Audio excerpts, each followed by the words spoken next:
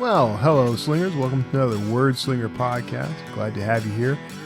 We're going to just jump right in, so stick around. I'm going to be talking about publishing and writing and that sort of thing. What a big surprise, but stick around. I'll see you after this.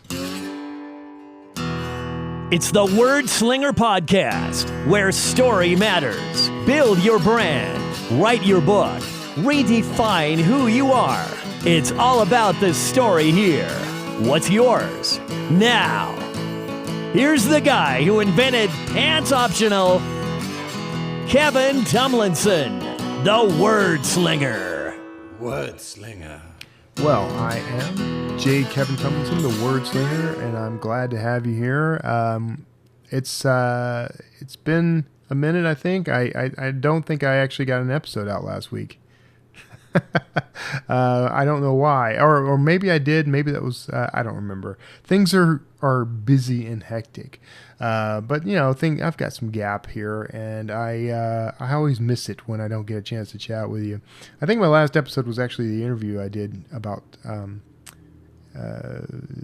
dictation, which was interesting. Dictation isn't. I know I promised her I would give it a shot, do some homework, that sort of thing. It's just really not for me. It's just not going to. It's not going to happen. I'm going on the record now, definitively saying I'm just not going to do dictation. It just isn't. It doesn't work right for me. It doesn't feel right for me. I think an important lesson to learn from this is there are things that you're going to hear are working for other people. Some success stories you'll hear, and it's going to make you think at first that that maybe you should be doing that, and you might even feel a little guilty for not doing that.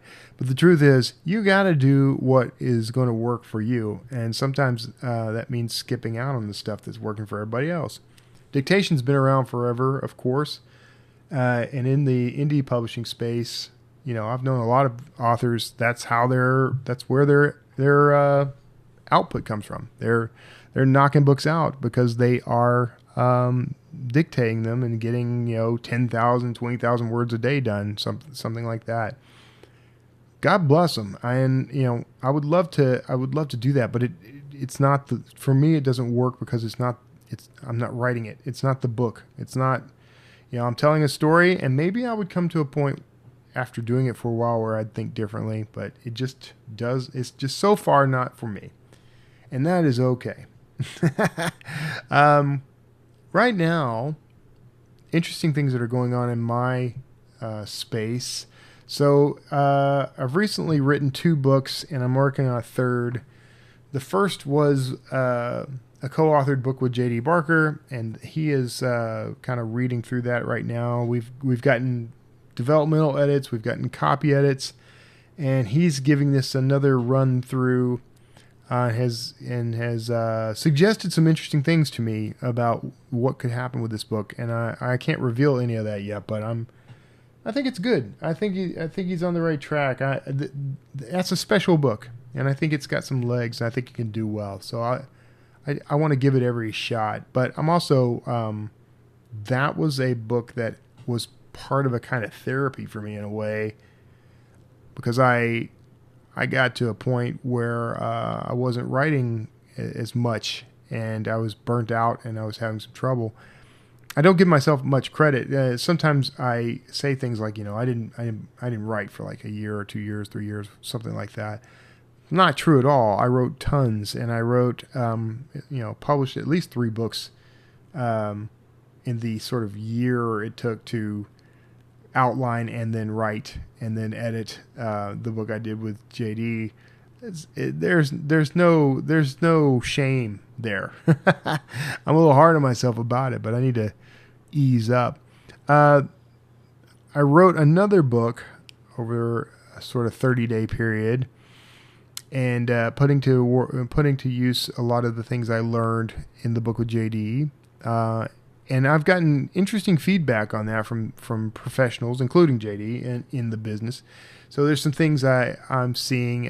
It's something I realize now. I've always heard this, but you kind of take things with a grain of salt. But it's good to give yourself a little breathing room on a book once you've finished it.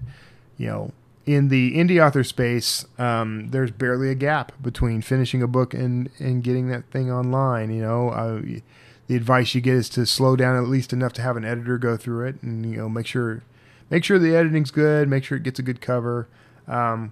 But in the indie space, rapid is the rule, and you know, that has served us in a lot of respects over the years. But I think it's also worked against us. It kind of set a tone and set a pace that is unrealistic and not quite as fruitful as it could be. But this idea of, you know, I've written the book, I'm going to let it sit in a drawer or on a hard drive for a little while I go do other things, write the next book, etc., and then I'm going to come back. Now, putting that book in front of editors, getting that feedback, and you know, making those edits, I mean, that's all part of that process. But I think you should still, once you've got the sort of final draft done, let that book sit. Let it breathe like a wine for a while before you come back to it. Because what happens is you get a gap. That gap allows you to reset, in a sense. And once you come to it, you know, you hear people say like you come at it with fresh eyes, which I think is true. But I also think, you know, the experience of writing the book, you know, so invested in it while you write it that when it's done, you are ready for the world to see it, and you get impatient about it. And so it may not be ready. But you can, if you can let that book kind of sit and then come back at it, you're much more likely to read it in the same way that someone coming to it fresh would read it, which means that you'll spot the things that are really off, you know, the dialogue that doesn't quite work or the scene that doesn't belong. You know, you'll notice that stuff a lot easier if you give yourself a little bit of time to become a stranger to the book. So that's what I'm doing right now. I've gotten some really good feedback from some professionals in the business, and a couple of these people are pretty much powerhouses. Like they've been involved with some really big bestsellers over the years. So I'm going to definitely listen to their advice. But I'm not going to apply that advice until I am ready to come back to the book after finishing the current book. I'm working on a new Dan Kotler novel. And, you know, I made the mistake of announcing the title to it in a Substack, and I've already changed the title which is unusual for me, by the way, because usually what happens is I start with a title, and then the whole book spins off that title. But this time, I started with a title. I've always been a tiny bit iffy about it, and now it's got a brand new title, which I like much better. Same thing happened with the book that I was just referring to, the one that got the edits. I started with one title and changed it to another halfway through. Don't know what that means. That's new. That's a new era for me. But I think where I'm going with all this is I've been learning things, and I've been sort of adapting, taking a more humble approach to what I'm doing, listening more. These are things it's not like I was just arrogant about it before, but I didn't take anyone's feedback on books before. In fact, I had a hard and fast rule that I wouldn't take feedback on a book because I guess I knew everything. I don't know. I just I knew the story I wanted to tell. I knew the way I wanted to tell it, and so I was a little hard on that. But it's okay to be that way to a degree, but you also need to understand and accept that you're not always right about things. And so it's good to be able to take a step back, let someone else kind of point out that the emperor has no clothes, you know, and then get busy seeing. It's okay to say, I don't like that feedback, or I don't want that feedback. It's fine. If that feedback doesn't work, fine. But to not even want the feedback is problematic. In my case, I'm trying to be a lot more humble about the work and and so that I can grow, because I feel like I've gotten to a point where I got to a level of success as an indie author, and I did it in such a way that I can't really progress from here. So I'm trying something new. And the something new I'm trying is kind of the tried and true method of book development that people have used for centuries.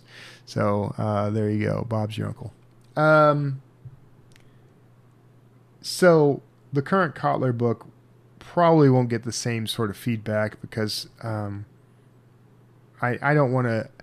I don't know, the Kotler series that I do, I know those characters well, I know the story well, I know what the readers are expecting. So, I'm going to put a lot of the things I've learned to work in that book. But I don't necessarily need to push that out for intensive feedback, because I know what a successful Kotler book looks like. Right? And maybe I can make them better. Maybe they could be phenomenally better, but it also, that process slows things down. I'm in a mode where I'm trying to do a kind of hybrid approach where, I've got some self-published books. I will make them the highest possible quality I can.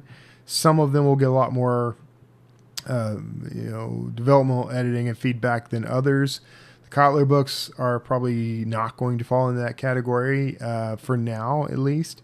But if I do like a brand new independent story, a standalone story, that one probably will, because I've learned the value of that. So, and we'll see on the Kotler books and the Kane books. Maybe as time goes by, I'll start handing those off to somebody and get some development out of it, for those books as well. But for now, those are what I think of as revenue books.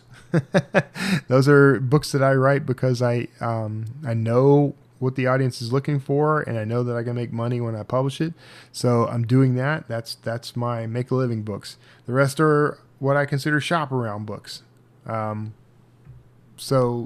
I'm embracing a traditional publishing model with a lot of these, because I think they have a higher potential to earn, and I think they have a higher potential to earn for longer than the indie stuff, and they're great for discoverability. If those books get out there on the shelves, they get some promotion from a publisher's marketing team, in addition to the marketing that I will do. Then they have a greater shot at captivating the right audience, and that audience, once they find that work and fall in love with that work, is much more likely to go find the rest of my catalog, which is kind of the strategy I'm leaning in on.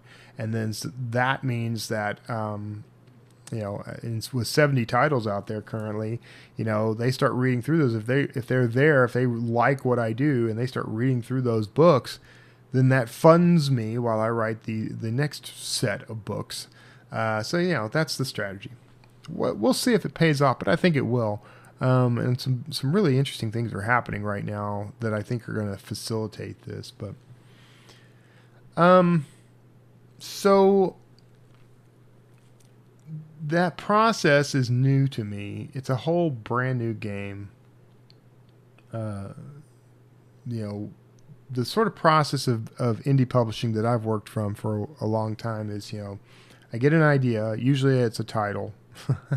And then I write the book, usually in 15 to 20 days. I do an edit, and then I send it off to my street team, and then they offer feedback and edits.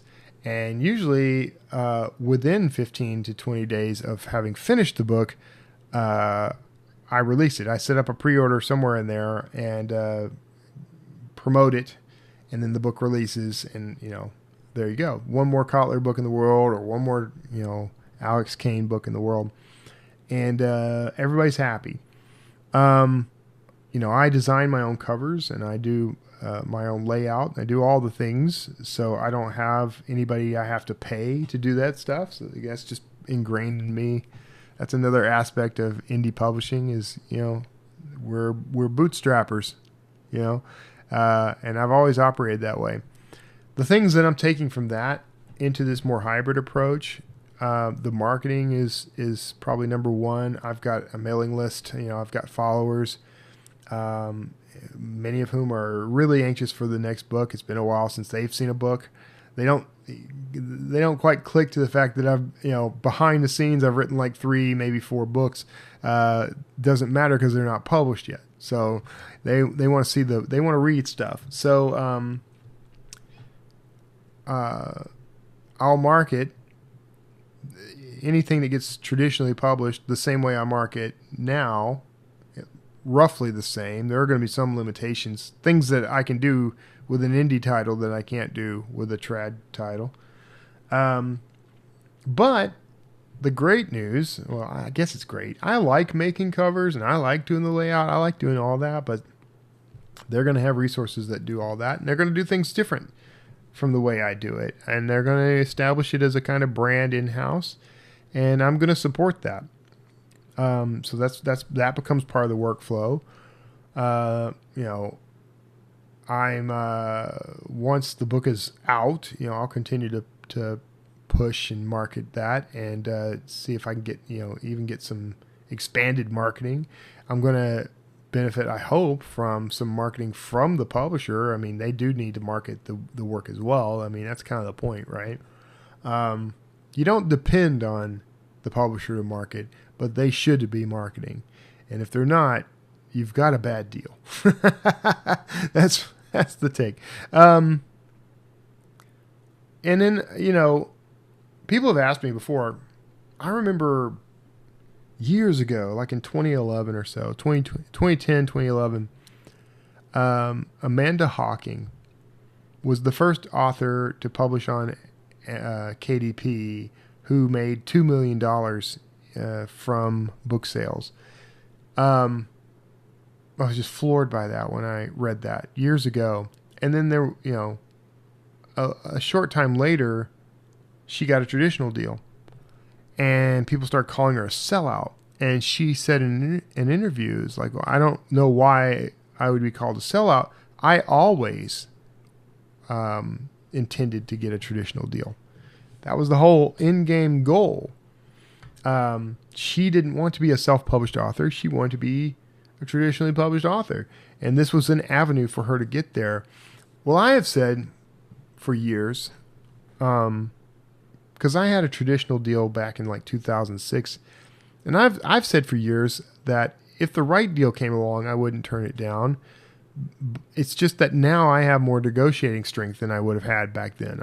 I don't need it as much. And so I'm not going to try to, game this system at all.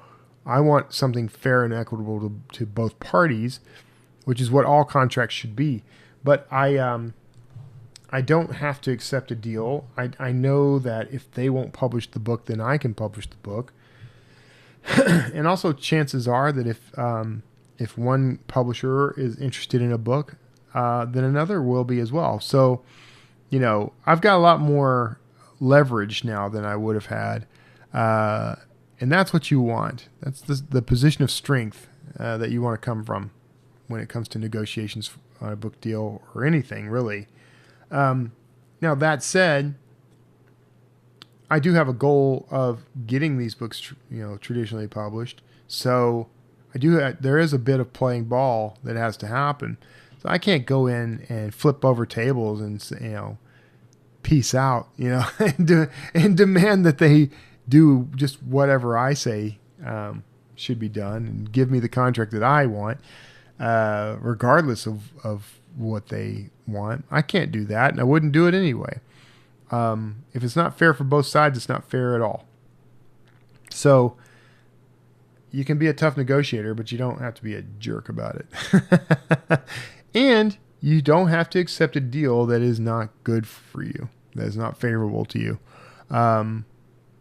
So yeah, that's my approach. That's the approach I'm taking now. I've always said that if I got the right deal, that I would go back to traditional publishing, and I absolutely will. And I'm actively seeking that now. And it has nothing to do with wanting to leave indie publishing. In fact, I don't want to leave indie publishing. There's always going to be something that I decide is better published through indie than through traditional publishing. Some of those publishers may disagree. They may actually say, we want that book. So I think what I'm going to eventually do is have a policy of offering, through an agent or whatever, and saying, look, here's the book. I'm looking for a deal on it. If I don't get one by such and such date, I plan to self-publish it, and see what happens. Maybe that's ill-advised. We will learn. I'll learn right away whether or not that's viable, and then I'll change my tactics. And I think therein lies the true key to happiness and success, which comes down to remain flexible. Do not be inflexible. Make sure that what you're offering, excuse me, sorry about that, coughed right in your ear. Make sure that what you're offering is something of value. Make sure it's as high a quality as you can make it. Make sure that, any deals you try to cut are equitable to both parties. That's a fair way to operate. Sometimes they're going to push for things that are not fair to both parties, and you might decide that that's okay anyway. In the case of these deals, I don't currently have a traditional deal. I don't have an agent right now. So there may be some compromises I make to get started that I wouldn't make if I were further along. But that's part of this trick too, is as you move along, you're going to gain more leverage. So everything in business, as in life, is about leverage. How much leverage do you have? And there's a negative connotation that gets associated with that, but I think we can be much more positive about this. Leverage isn't a bad thing to have. It doesn't have to mean blackmail or or anything like that. Negotiation leverage is something that we have in every relationship that we have. My wife and I trade off leverage all the time, and it's not about manipulating anyone. It's about determining whose suggestion is going to be the guiding suggestion for what we do that evening, or what we have for a meal, or where we go for a vacation. If for example you are employed by a company that's going to send you on a trip to Japan, but your wife is employed by someone that's sending her to Australia, there's going to there's going to have to be some negotiation there. Somebody, you're either going to have to each go your own way, or one of you is going to have to turn down a trip, or something. So leverage is how you determine who, for lack of a better term, who wins in that scenario. You should not try to win your marriage. That is bad marriage advice. But all relationships are a bit of negotiation. It just is. And you should approach every negotiation, if you want to be a good person. If you don't want to fall into the sort of trap of being insensitive to the needs and wants of others, or being selfish, you should want your negotiations to always be equitable for both sides. What that looks like is can vary, because I use that phrase equitable, and maybe that's just not the right term. But we'll go with it for now, because usually when you say equitable, it means that one side may have to. Maybe this is the right term after all. One side will typically have to sacrifice a bit more than the other side in order for both sides to come out equal. Fair in negotiation, not so great in society. But we'll just let that pass. But when you're negotiating a deal with someone, look at sports contracts. If you were a football player and you've just been drafted, you have no leverage.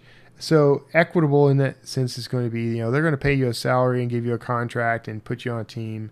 You're going to make X dollars a year, but this is a big break for you as someone who plays football, and so getting it on an NFL team is a big deal. On the other hand, if you are,